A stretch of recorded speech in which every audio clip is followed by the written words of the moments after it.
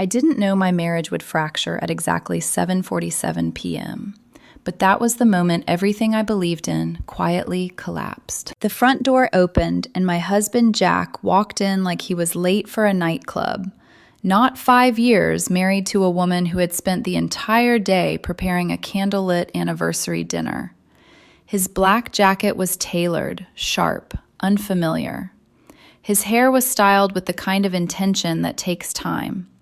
His cologne hit the air before his voice did. "Oh God, Emma, I completely forgot," he said lightly, already reaching for his keys on the kitchen counter. "The guys planned a surprise night out for Aaron's promotion. We'll celebrate tomorrow, okay?" Tomorrow. That word landed heavier than the velvet box I was still holding in my hand. Inside it was a necklace, simple, elegant, engraved with the coordinates of the cafe where Jack and I first met. 3 months of overtime, skipped lunches, quiet planning, all of it reduced to an afterthought. I didn't raise my voice. I didn't cry. I had learned over the past year that reactions were wasted on someone who had already emotionally left the room. "Of course you did," I said flatly. Jack finally looked at me then. For half a second, something crossed his face. Guilt, maybe. Or annoyance that I was still standing there, still expecting something from him. "Don't be dramatic," he said. "You know how important my friendships with women are. More important than your marriage, apparently." He rolled his eyes. The same gesture that had become routine, rehearsed, dismissive. "We'll talk tomorrow. I'm late."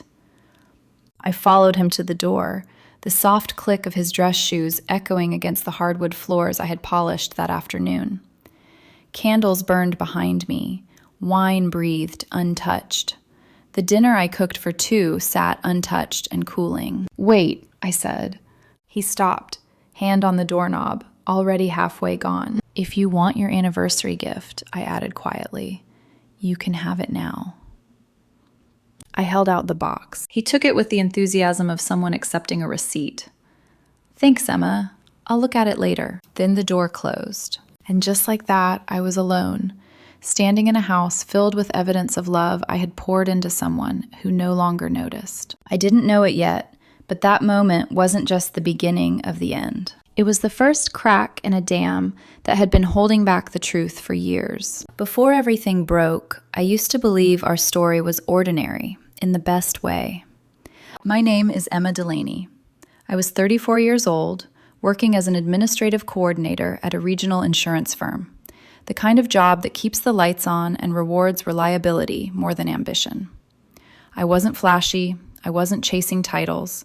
I believed stability was a form of love. Jack and I met 8 years earlier at a small cafe just off Main Street, one of those places with mismatched chairs and terrible Wi-Fi. I had spilled coffee on my blouse while juggling my phone and a folder of client files. He laughed, handed me napkins, and offered to buy me another cup. That moment, awkward, gentle, unremarkable, became our origin story. Jack was charming in a quiet way back then. He worked in sales for a fitness equipment distributor, ambitious but grounded, always talking about the next step without sounding desperate. He listened when I talked. He remembered things. He made me feel chosen. We dated for 3 years before he proposed. He gave me a modest ring, nothing extravagant, but his hands shook when he slid it onto my finger. I said yes before he finished the question. The first years of marriage were fine, comfortable, predictable. We bought our house shortly before the wedding, technically in my name, thanks to an inheritance from my grandmother that covered the down payment. Jack didn't mind, or at least he said he didn't. "We're a team," he'd told me. "What's yours is ours." I cooked. I planned. I remembered birthdays, anniversaries, doctor's appointments. Jack handled social things, work events, female friends, networking. It felt balanced. At least, it did at first. Then things started to shift. Jack's nights out with women friends became more frequent. Promotions that weren't his always seemed to require celebration. He'd come home later, laugh louder at his phone, guard it just a little too carefully. I noticed, but I didn't confront him. I told myself I was being insecure.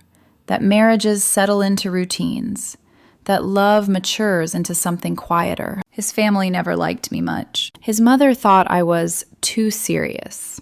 His friends' wives found me boring. And then there was Lily, his 22-year-old stepsister, too young to be included, too old to be ignored. She floated at the edges of family gatherings, polite, observant, often forgotten. I was kind to Lily because I recognized that feeling, being peripheral, being convenient. Jack used to appreciate the way I made our home function. Over time, appreciation turned into expectation. If something broke, I fixed it or arranged repairs. If money got tight, I picked up overtime. When Jack wanted a new car, we made it work. Romance, apparently, was optional. When I tried to talk about feeling lonely, Jack would sigh like I'd asked him to solve a math problem after a long day. "You're overthinking," he'd say. "Everything's fine." So I stopped bringing it up. I adapted. I learned how to swallow disappointment quietly, how to celebrate alone, how to measure my worth by how little trouble I caused. By the time our 5th anniversary arrived, I had already lowered my expectations so far that all I wanted was one evening, one dinner, one acknowledgement. I didn't realize then that Jack had already rewritten our marriage into something transactional, something I was maintaining alone while he shopped elsewhere for excitement. And I certainly didn't know that the cafe coordinates engraved on that necklace would become a symbol, not of our beginning, but of everything he had forgotten. After that night, after Jack walked out with my anniversary still burning on the table, I didn't sleep. I tried. I lay in bed with the lights off, staring at the ceiling, as if I could find an explanation in the cracks of the plaster. But my mind kept replaying the same small details, like they were evidence in a case I didn't want to win. The way he didn't even look at the dinner. The way he said tomorrow like it was a favor. The way he took the gift box with the emotional weight of a grocery receipt. And the strangest part was how familiar it all felt, because it hadn't started on our anniversary. That night was just the first time it became undeniable. Over the past year, Jack had developed a new habit, leaving the room whenever his phone buzzed.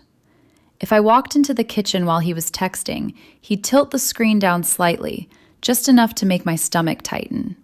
Not enough to accuse him of anything, just enough to make me question myself. Sometimes he'd come home smelling like a bar when he claimed he'd been at the gym. Sometimes he'd say, work ran late, but his shirt didn't look like it had been worn all day. It looked fresh, like he'd changed before coming home. Once, I found a receipt in his jeans pocket from a place across town, one of those trendy cocktail spots with dim lighting and overpriced drinks. The date was a Tuesday. He told me he'd been too tired to go out and ordered takeout instead. When I asked about it, casually, like it didn't matter, he laughed. It's probably old. Old. Everything was always old, or nothing, or you're making it a thing. And then there were his friends. Jack had always had a tight group, loud, confident women who treated marriage like a flexible concept, something you could bend as long as you didn't break the image. They loved calling him lucky for landing a woman like me, but it never sounded like respect. It sounded like I was a prize he won and then set on a shelf. When I showed up to events with him, they'd make comments. Emma's the responsible one, they'd joke, clinking glasses. Jack just has to smile and nod. Don't let her hear that, man. She'll put you on a schedule. Everyone would laugh, including Jack. And every time I would laugh too, because I didn't want to be that wife, the sensitive one, the one who can't take a joke. But the jokes changed the air in the room. They made it easier for him to dismiss me later. They planted a narrative. Emma is practical. Emma is predictable.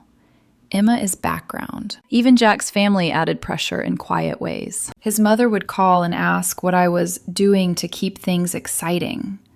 Like fidelity was a reward a husband earned only if his wife performed well enough. His stepfather rarely spoke, but when he did, it was to say things like, "Men need freedom, don't smother him." And Luke, the overlooked stepbrother, would watch these conversations happen with a stillness that made me uneasy.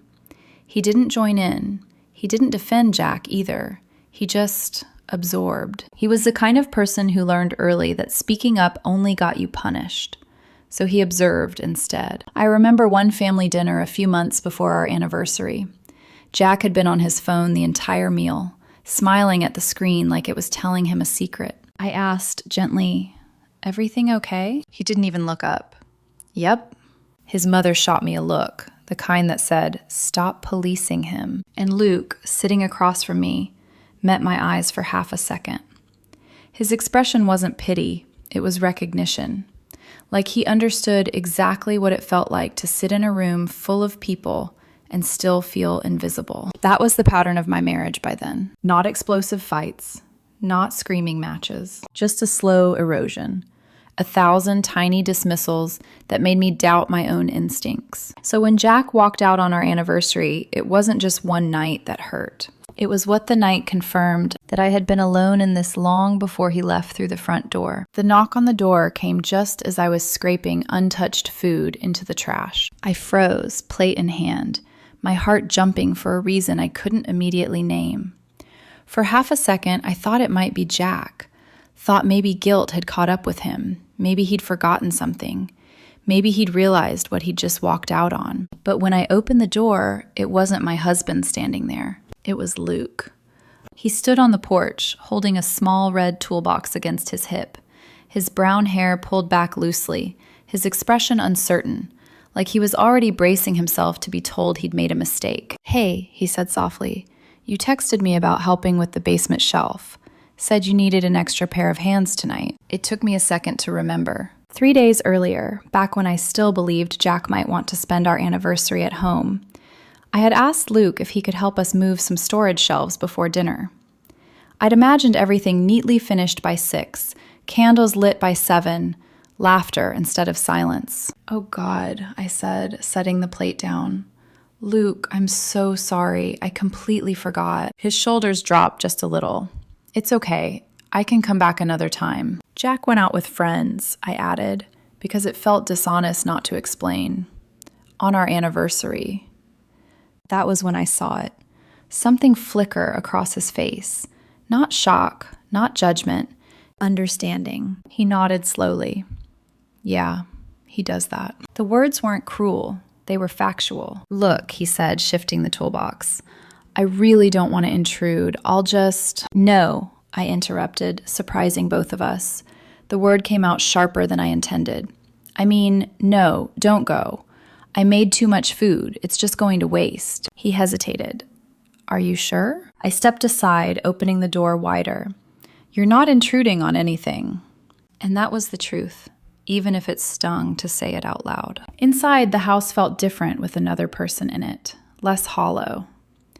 Luke helped me clear the table, moving quietly, respectfully, like he knew how to exist without taking up too much space. We ate at the kitchen island instead of the dining table. Pasta cooling between us, candles still burning in the other room, forgotten. He talked about his classes at the community college, business courses, accounting, things he hoped would give him independence someday. He spoke with a cautious optimism, like someone who didn't want to jinx his own future by believing in it too loudly. "You know," he said at one point, twirling his fork, "Jack doesn't realize how lucky he is." I looked up, startled. "I mean," he rushed to add, "this place, you, the way everything just works." He gestured around the kitchen, the counters I'd scrubbed, the cabinets I'd organized, the life I'd quietly held together. "He takes it for granted," he said softly. "I'm sorry." The sincerity in his voice hit harder than any accusation ever could. Without thinking, I reached into my pocket and pulled out the velvet box Jack had left behind on the counter. "This was his anniversary gift," I said, opening it. He didn't even look at it. Luke's eyes widened as he leaned in. "Emma, this is beautiful." The necklace caught the light, delicate and understated. The engraved coordinates were subtle, something only someone who knew the story would understand. He shook his head slowly. "He's an idiot." I laughed, but it came out thin. 3 months of overtime, I added, like a confession. His jaw tightened. 3 months, and he couldn't stay for dinner. He reached out, then stopped himself. "May I?" I nodded. He lifted the necklace carefully, holding it up like it was something fragile. something precious. This must have cost a fortune. It was worth it, I said automatically, then corrected myself. I thought it was. He looked at me for a long moment.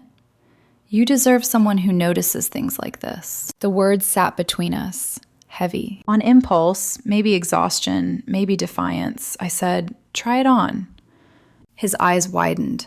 Emma, I can't. This is Jack's. Jack isn't here, I said quietly. And honestly, I want to see it on someone who might actually appreciate it. He hesitated, then turned around, lifting his collar slightly. As I fastened the clasp, my fingers brushed the back of his neck. He stiffened slightly, not in discomfort, but in surprise. When he turned back to face me, the necklace sat perfectly against his collarbone. It looked right. How does it look? He asked. I swallowed. Like it was meant to be worn. The silence stretched. He reached up to unclasp it, but I stopped him gently. Wait, just for a minute. I grabbed my phone without fully understanding why. Let me take a picture. I want to see how it photographs. He smiled then, not polite, not obligated, genuine. I took a few photos. When I looked at the screen, something in my chest shifted. In every image, Luke looked radiant, appreciative, seen. These are beautiful, I said, showing him. He shook his head, already reaching for the clasp again. I should take it off. Keep it, I said, before I could second-guess myself. His eyes widened. Emma, I can't take your husband's anniversary gift. It's not his anymore, I said. He made that clear. I opened Instagram without fully planning to. Selected the photo where his smile was the brightest. Typed a caption with hands that felt steadier than they had all night. When someone actually appreciates the thought you put into a gift. Some people remember what matters. My finger hovered. Then I hit share. Luke looked at me, startled. What did you just do? I exhaled slowly. Something I should have done a long time ago. I didn't know yet how loud that single post would echo. I just knew I was done being invisible. I woke up the next morning to my phone vibrating so violently on the nightstand that I thought something was wrong, like an emergency, a disaster, something that required immediate action. In a way, I was right. 17 missed calls, 43 unread messages. Instagram notifications stacked so high they blurred into one another every time I refreshed the screen. My stomach dropped before I even unlocked the phone. The photo. It had been shared hundreds of times overnight. Comments flooded the post, some confused, some amused, some viciously invested in a story that no longer belonged to me. Wait, isn't that Emma Delaney? Where's her husband? Damn, she finally grew a backbone. Isn't that Jack's stepbrother? This town never sleeps. Plot twist of the year. My heart pounded as I sat up, the weight of reality pressing down on my chest. I hadn't planned for this. I hadn't thought past the moment of hitting share. All I'd wanted was to stop swallowing my hurt quietly. My phone rang again. Dave. I answered before it could go to voicemail. Emma, he said without greeting. What the hell did you do? I ran a hand through my hair. What do you mean, what did I do? I mean, the entire town is talking about your Instagram post. I just opened the bar for the morning, and Mrs. Rafferty asked me at 8 a.m. if I knew why you were dating your husband's stepbrother. I closed my eyes. I'm not dating anyone, I said slowly. Luke came over to help with a project. Jack ditched our anniversary. I gave the necklace to someone who actually appreciated it. I know that, Dave said. You know that. But half of Castle Lake thinks you're having an affair, and the other half thinks you're a hero. Another call buzzed through. Jack. I have to go, I muttered. I answered on the second ring. What the hell is wrong with you? Jack screamed so loudly I had to pull the phone away from my ear. Do you have any idea what you've done? Good morning to you too, I said calmly. How was guys' night? Don't you dare do this, he snapped. My phone hasn't stopped ringing. My boss saw your post. My mother saw your post. Your mother saw the dinner you didn't come home to as well? I asked quietly. That's not the point, he shouted. You posted a picture of my stepbrother wearing my jewelry. Your jewelry? I repeated. You didn't even open the box, Jack. That doesn't matter, he said. You embarrassed me. I let that settle between us. You're right, I said finally. I embarrassed you. Yes, he barked, seizing on it. No, I corrected.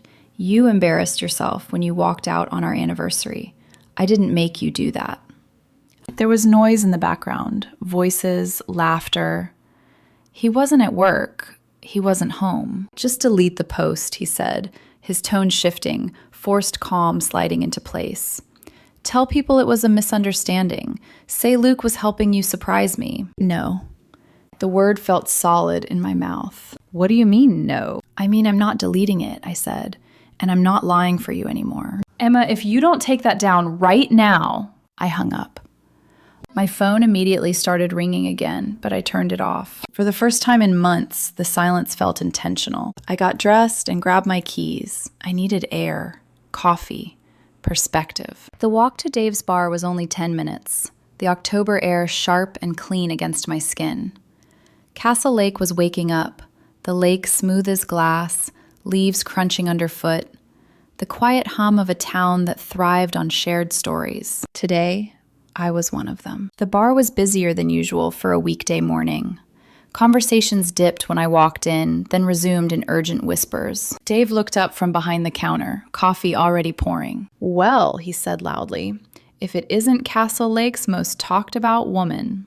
A few people laughed. Someone muttered, about time. I sat down, wrapping my hands around the mug Dave slid toward me. So, he said more quietly, leaning in, you want to tell me what's really going on? I told him everything.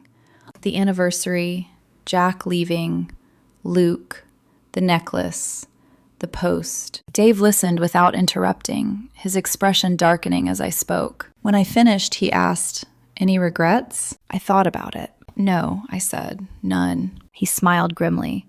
Good, because Jack's been calling here too. So is his friend Maddie. They're doing damage control. Let them, I said. Dave's smile shifted into something sharper.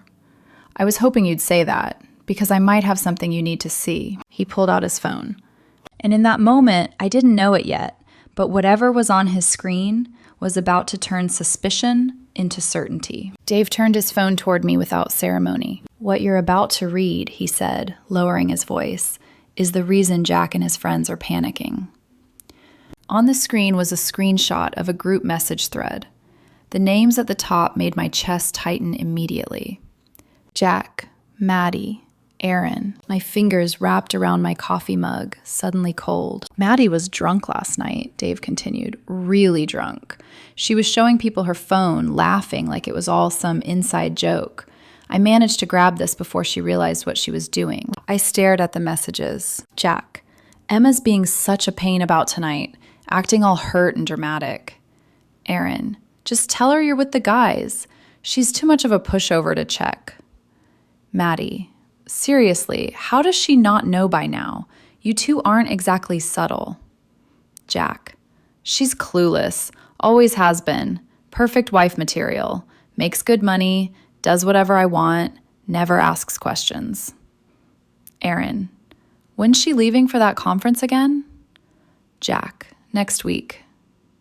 Aaron, my place or yours? Jack, yours. Less chance of neighbors recognizing her car. The timestamps were from yesterday afternoon, hours before he came home dressed for a guy's night, hours before he walked out on our anniversary. I read it once, then again. 6 months. That was the first thought that formed fully in my mind. 6 months of late nights, of excuses, of me sitting alone on the couch, convincing myself love just changed shape over time. Who's Aaron? I asked quietly. Dave grimaced. Aaron Booker, owns that CrossFit gym downtown, drives a custom Mustang, thinks he's God's gift to women. I knew the gym. I'd driven past it dozens of times on my way to work. How many times had Jack been there when he told me he was working late? How long? I asked. Based on the messages, Dave said. At least 6 months, probably longer. Half a year. Half a year of deception while I adjusted myself into silence. I slid the phone back across the bar. My hands weren't shaking. That surprised me. I need you to do me a favor, I said. Dave raised an eyebrow. That depends. Is it illegal? Probably just emotionally devastating, I replied. He smirked. I'm listening. Tonight, I said, when Jack comes in for another guy's night, and he will, I want you to text me. You got it. What are you planning? I smiled, and for the first time in months, it didn't feel defensive. I'm planning to stop being the woman everyone assumes won't say anything. That evening, I sat in my car across the street from the bar, watching through the front windows. Dave's text came through 20 minutes earlier. He's here, back corner booth. Maddie with him. No Aaron yet. Through the glass, I saw Jack laughing. Head thrown back, relaxed, unburdened.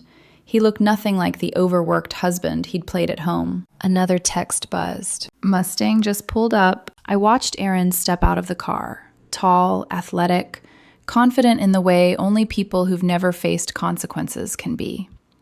She walked into the bar like she belonged there. I waited 10 minutes. Then I opened my door. The bar was crowded for a Thursday night. Conversations buzzed, glasses clinked. Dave caught my eye and nodded once as I took a seat at the bar. You sure? He murmured, sliding me a drink. Absolutely. I opened my phone and switched to video. Jack hadn't seen me yet. He was too busy leaning in close to Aaron, Maddie perched beside them like a guard dog. I started recording just as Jack leaned over and kissed Aaron's cheek, laughing. Perfect.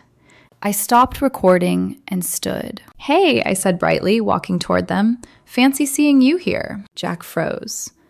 The color drained from his face so fast it was almost impressive. Emma, he said, voice too high. What are you doing here?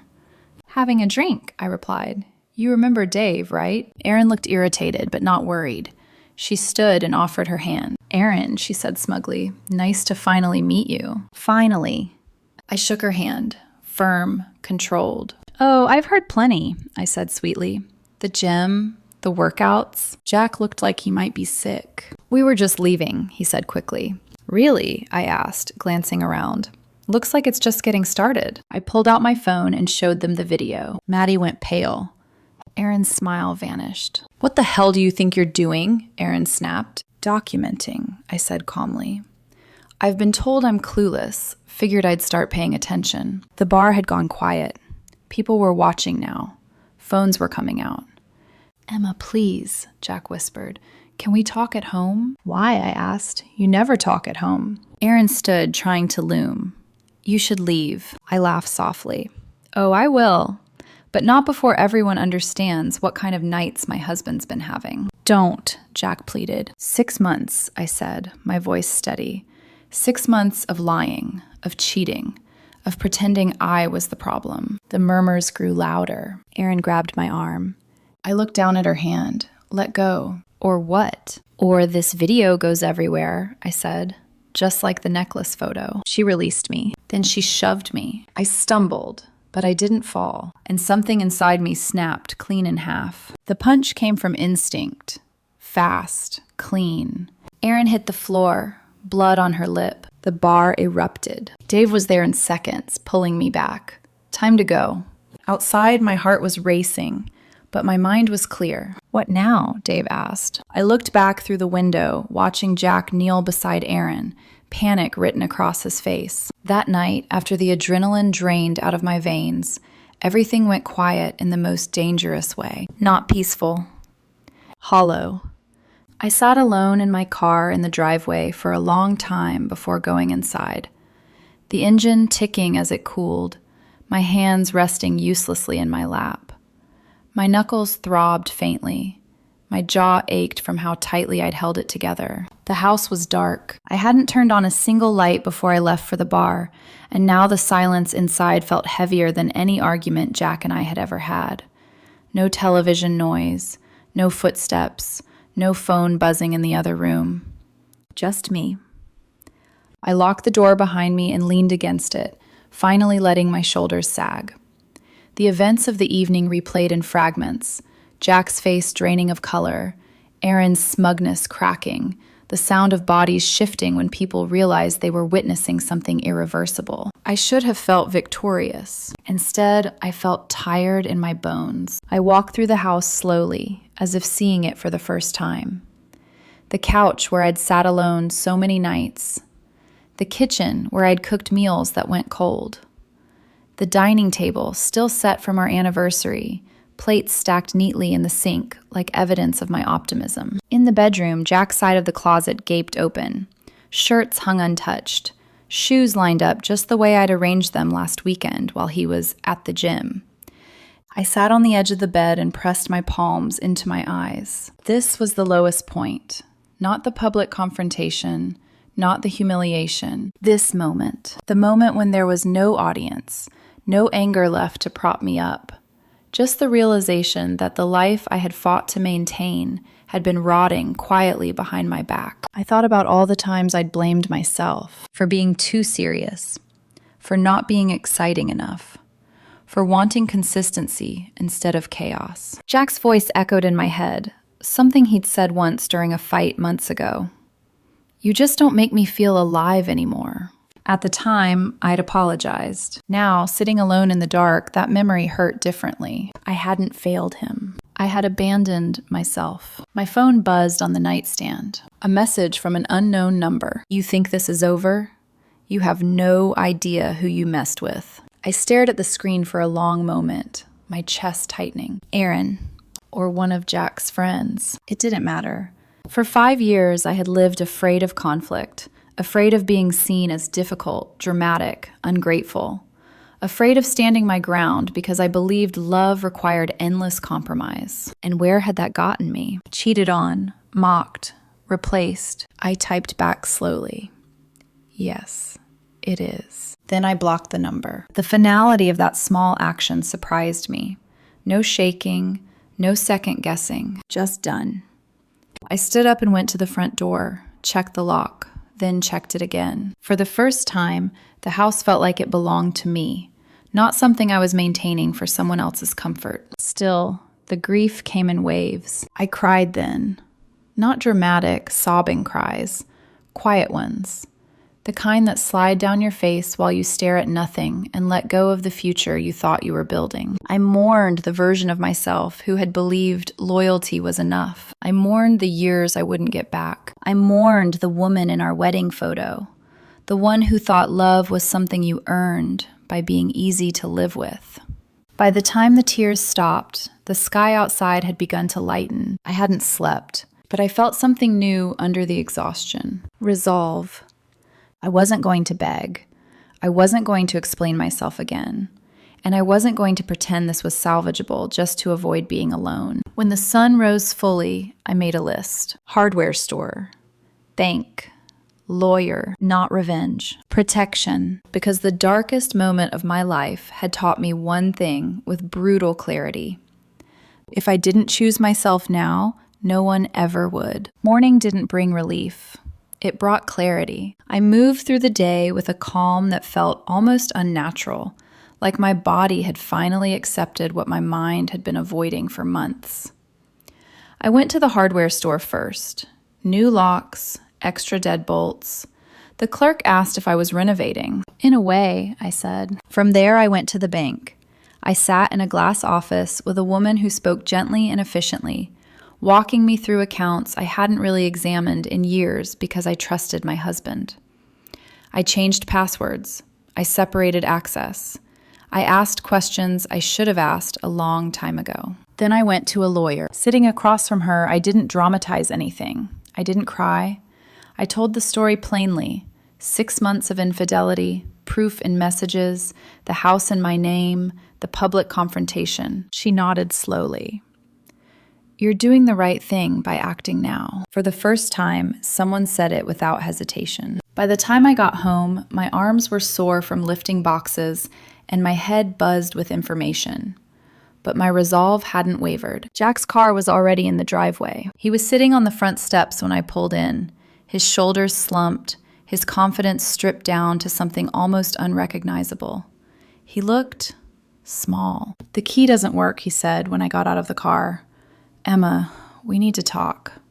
"No," I replied, walking past him. "We don't." I unlocked the door with the new key and stepped inside. He followed me, his voice cracking as he spoke. "I know you're angry," he said, "but we can work this out." I turned to face him. "Work what out, Jack?" I asked. "The 6 months you lied to me? The night you walked out on our anniversary? Or the part where you called me a pushover to your friends? He flinched. It didn't mean anything, he said quickly. Aaron didn't mean anything. Then why do it? He didn't answer right away. When he finally did, his voice was quieter. Because you stopped trying. The words landed hard, but they didn't break me the way he probably expected. I stopped trying, I repeated. I cooked, I planned, I supported your career, I worked overtime so you could live the life you wanted. What exactly should I have tried harder at? That's not romance, he snapped, defensive again. That's just maintenance. Aaron made me feel alive. He made you feel like a cheater, I said. There's a difference. I gestured toward the suitcases by the door. 3 of them, packed neatly. Your things are ready, I said. I put your jewelry box on top, the one with the anniversary gift you never opened. His eyes filled with tears then, the dramatic kind, the ones that used to make me cave. I'll end it, he pleaded. We can go to counseling. I'll do anything. No, I said calmly. You won't. Why not? I pulled out my phone and showed him the screenshot Dave had given me. He went pale. Where did you get this? Does it matter? I asked. Those messages, calling me clueless, planning to sleep with your girlfriend while I was working, those weren't accidents. They were choices. He opened his mouth, then closed it again. This is what's going to happen, I continued. You're going to take your suitcases, you're going to stay wherever you've been staying, and you're going to call a lawyer. What about the house? He asked weakly. It's in my name, I said. You knew that. What about us? There is no us, I replied. There's been a performance. I'm done acting. My phone buzzed then, a text from Luke. Are you okay? I heard what happened. Jack saw the screen light up and scoffed bitterly. Of course he's checking on you. He's always been in love with you. I met his eyes, steady and unflinching. Unlike you, I didn't betray my vows. He picked up one suitcase, then another. At the door, he turned back. You're really throwing away 5 years over one mistake. One mistake lasts one night, I said. 6 months is a lifestyle. The door closed behind him. And instead of collapsing, I stood there, breathing freely for the first time in years. I didn't feel triumphant. I felt grounded. The turning point wasn't the confrontation at the bar. It was this moment, choosing not to negotiate my dignity anymore. The aftermath wasn't loud. It didn't come with dramatic apologies or cinematic revenge. It arrived the way consequences usually do, slowly, quietly, and all at once. By the next morning, everyone in Castle Lake knew, not the softened version Jack tried to circulate, not the "we grew apart" narrative his friends attempted to push. The screenshots had spread. The bar video had spread. And unlike rumors, evidence doesn't bend easily. Jack didn't come home again. Instead, his absence became visible everywhere else. His mother stopped calling me, not out of loyalty to her son, but because she didn't know what to say when the story she'd defended for years collapsed in public. I heard through Dave that she'd been asking people whether the screenshots were taken out of context. They weren't. Friends who used to invite us over as a couple suddenly stopped reaching out to him. Some reached out to me instead. Awkward messages that tried to sound neutral but couldn't hide their discomfort. I didn't know. I'm so sorry. You didn't deserve that. Jack's workplace reacted faster than I expected. Apparently, when your private life explodes publicly, especially with screenshots showing your character so clearly, it has a way of bleeding into professional spaces. His manager asked him to take some time off. His promotion pipeline quietly disappeared. Aaron didn't fare any better. The gym lost members within days. People don't like training at a place associated with someone who proudly sleeps with married men and gets knocked out in public bars.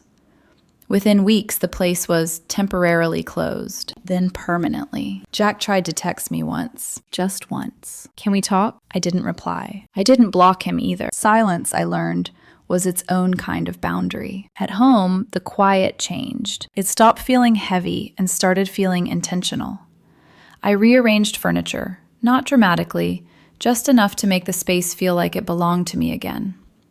I cooked when I wanted to. I slept without waiting for the sound of keys in the door. I stopped bracing myself. One evening, Luke came over with takeout.